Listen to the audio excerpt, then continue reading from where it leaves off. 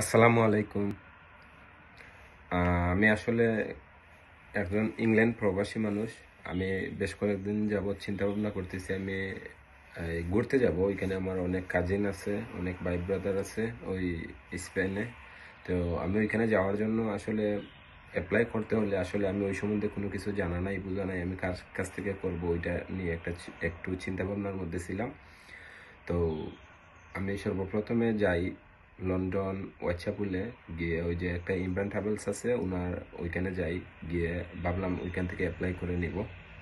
তো ওইখানে যাওয়ার পরে আসলে ইমরান ট্রাভেলসে গিয়ে যখন আমি জিজ্ঞাসা করলাম, ওনারা বলল যে ভাই আসলে আমরা তো এই স্পেনের কোনো কাজ করে থাকি না, ওনারা শুধুমাত্র হজের উমরা ওইগুলার কাজ করেন। তো আমাকে উনি একটা নাম্বার দিলেন।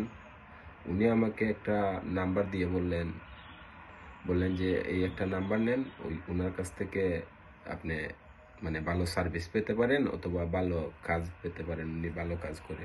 আসলে উনি একটা রেফারেন্স দিছে, একটা ইমরান ট্রাভেলসের মতো একটা লোক, একটা ট্রাভেলস যেহেতু রেফারেন্স দিছে, আমি ওইখান থেকে তো ওদেরকে বিশ্বাসই করতে পারি অবশ্যই, আর ওই বাইকেও বিশ্বাস করতে পারি।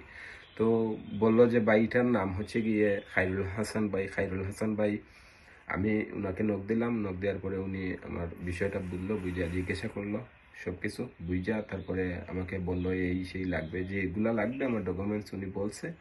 তো আমি যতটুকু পারছি ততটুকু দিছি, আর যতটুকু নাই আমি বলছি ভাই আমার কাছে এতটুকু আমার সম্ভব না ডকুমেন্টস দেওয়া। তো উনি বলছে নো প্রবলেম, তুমি ওইটা আমার উপরে ছেড়ে দাও। আসলে আমি ওনার উপরে ছেড়ে দিয়েছিলাম, আর উনি সবকিছু আমাকে নিজের মনে করে। আসলে অনেক সলিসিটার আছে লন্ডনের মধ্যে, আর অনেক লয়ার আছে, কাজটা কিন্তু আসলে সাকসেস হওয়ার আগ পর্যন্ত উনি দায়িত্ব নিয়ে থাকে না। আর খায়রুল হাসান ভাই এমন একটা লোক, আসলে আমি ওই কাজটা উনি হাতে নিছে, মানে ওই কাজটা শেষ হওয়ার আগ পর্যন্ত, মানে সাকসেস হওয়ার আগ পর্যন্ত যদি ওই কাজটা অ্যাপ্লাই 3 বার করা লাগে তারপরেও উনি করতে প্রস্তুত আছে। উনি ওই রকম মানুষ। আমি উনার কথা মানে মুখে বলার মতো কিছু নাই, ওই জন্য আমার মনের আবেগ থেকে ভাবলাম একটা ভিডিও দেই উনার জন্য, আর কিছুই না এখানে। উনার কোনো আমি এক্সট্রা কোনো কিছু রিভিউ করতেছি না, বাট আমার মনের আবেগ থেকে যতটুকু উনি আমার জন্য করছে অতটুকু আমি বলতেছি। উনার সার্ভিস সম্বন্ধে একটু বলতেছি আর কি। উনার সার্ভিসটা হচ্ছে গিয়ে এইরকম, মনে করেন আমি সর্বপ্রথম আমার ডকুমেন্ট যতটুকু ছিল অতটুকু দিছি, যতটুকু নাই উনি সব কিছু কানেক্ট করে দিছে। ভালো কথা, সব ফাইল সম্বন্ধে সব কিছু বুঝিয়ে আমাকে উনি দিয়ে দিছে। আমার সাবমিট হচ্ছে গিয়ে ধরেন ডিসেম্বরের 24 তারিখ ছিল। তো আমি সাবমিট করব ফাইল, গেছি গিয়ে আমার একটা মিস্টেকের কারণে আমি ফাইলটা সাবমিট করতে পারি নাই। ওই মিস্টেকটা আমার, উনি কিন্তু আমাকে সবকিছু বুঝিয়ে দিয়ে দিছে শেষ। এখন আমি করতে পারি নাই, আমার সবকিছু চলে গেল বিফলে। পরবর্তীতে উনি আমাকে কল দিছে, দিয়ে জিজ্ঞাসা করছে আসলে উনি এতটুকু কেয়ারটেকার করে একটা মানে মানুষের কাজ নিলে ওইটা মুখে বলে কিছু বোঝানোর মতো না। তারপরে উনি আমাকে নক দিল, সুয়েব তোমার কি ফাইল জমা দিছো? জি না ভাই আমি দেই নাই। কেন? আমার ওইরকম একটা মিস্টেক হয়েছে।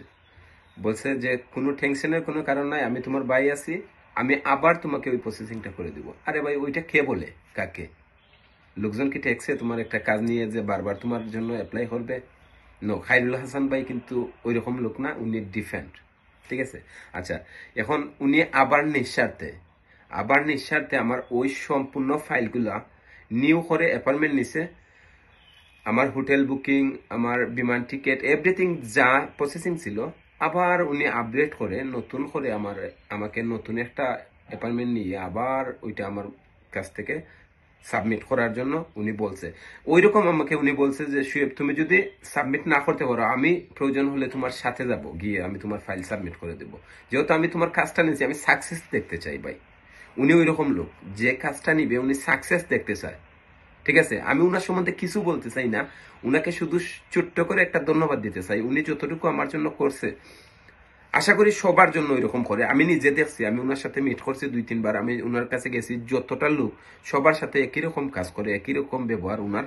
উনি আসলে যে কাজটা একবার হাতে নেয় ওইটা শেষ না দেখে উনি কখনো পিছিয়ে যায় না। আর আমি অত্যন্ত খুশি, ওই যে আমার ভিসাটা পাইছি, আসলে সেনজেন ভিসাটা আমি হাতে পাইছি। শুধুমাত্র ওইটা উনার জন্যই আমার পাইতে মানে সহজ হইছে।